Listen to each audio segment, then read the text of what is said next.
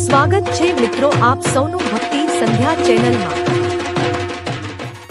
મિત્રો, હનુમાનજીનું સ્વરૂપ કેટલું વિશાળ હતું એવું રહસ્ય જે જાણીને તમે આશ્ચર્યચકિત થઈ જશો। મિત્રો, શું તમે ક્યારે વિચાર્યું છે કે જો હનુમાનજી ખરેખર પોતાના સંપૂર્ણ વિરાટ સ્વરૂપમાં પૃથ્વી પર પ્રગટ થાય તો શું આખો એક પર્વત તેમના પગ નીચે સમાઈ જાય? શું હનુમાનજીનું શરીર ખરેખર એટલું વિશાળ હતું કે સમુદ્ર પણ નાનો લાગતો હતો? અને સૌથી મોટો પ્રશ્ન, જો હનુમાનજી પાસે એટલી અસીમ શક્તિ હતી તો તેઓ હંમેશા નાના વાનર જેવા સ્વરૂપમાં જ કેમ દેખાતા હતા? તો મિત્રો, આજે આપણે જાણવાના છીએ એવા રહસ્યો જે ઘણા લોકો સાંભળે છે પરંતુ તેની પાછળનો અર્થ બહુ ઓછા લોકો સમજે છે। તેથી આ વિડીયોને અંત સુધી જરૂરથી જોતા રહેજો, કારણ કે અંતમાં તમને એક એવું સત્ય જાણવા મળશે જે હનુમાનજી પ્રત્યેની તમારી શ્રદ્ધા અનેક ગણી વધારી દેશે। અને માહિતી પસંદ આવે તો એક લાઈક અને સબસ્ક્રાઈબ કરી દેજો। જય શ્રી રામ।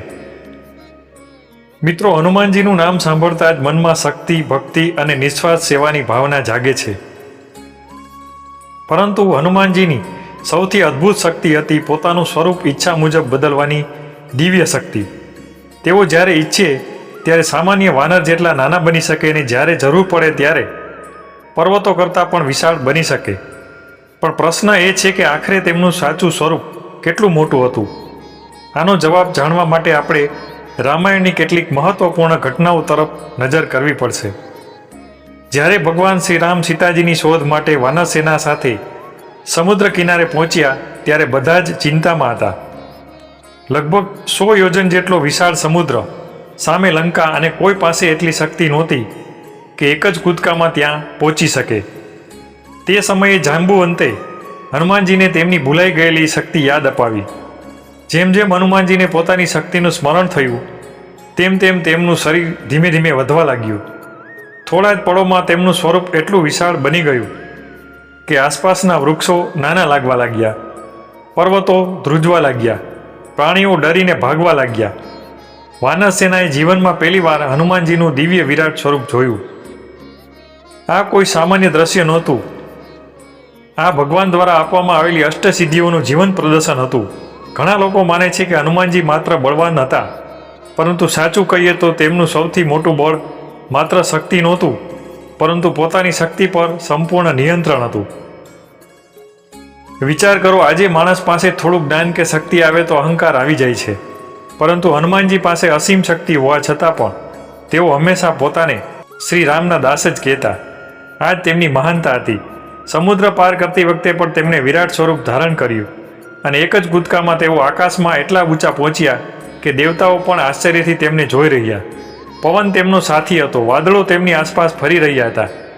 કોઈ તેજસ્વી પર્વત આકાશમાં ઉડી રહ્યો હોય। કલ્પના કરો, જો એ દ્રશ્ય આજે કોઈ જોઈ લે તો કદાચ આખી દુનિયા આશ્ચર્યમાં પડી જાય।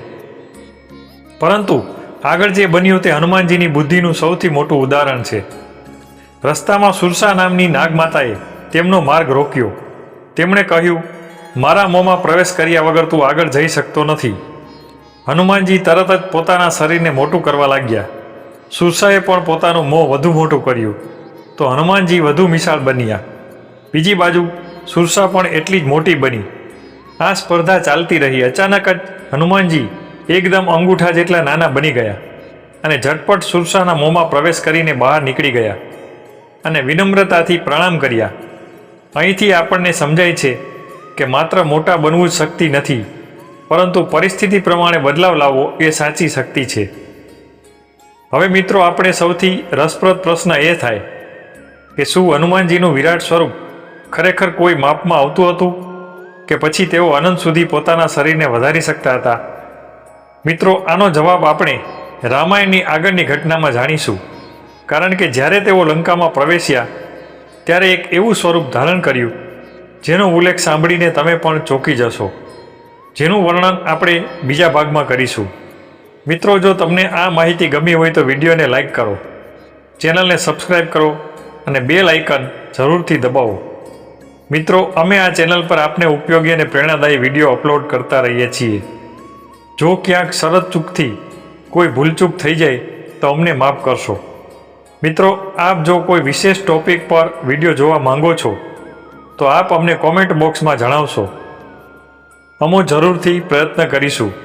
તો મિત્રો, ફરીથી મળીએ આગામી પ્રેરણાદાયી અને આધ્યાત્મિક વિડીયોમાં. ત્યાં સુધી અમને રજા આપશો. આપ અને આપના પરિવારની હનુમાનજી મહારાજ સદૈવ રક્ષા કરે અને સુખ સમૃદ્ધિથી ભરપૂર કરે તેવી હનુમાનજી દાદાના ચરણોમાં પ્રાર્થના. મિત્રો, જો આપ હનુમાનજીના ભક્ત હોય તો કમેન્ટમાં જરૂરથી જય બજરંગબલી લખી દેજો. ધન્યવાદ.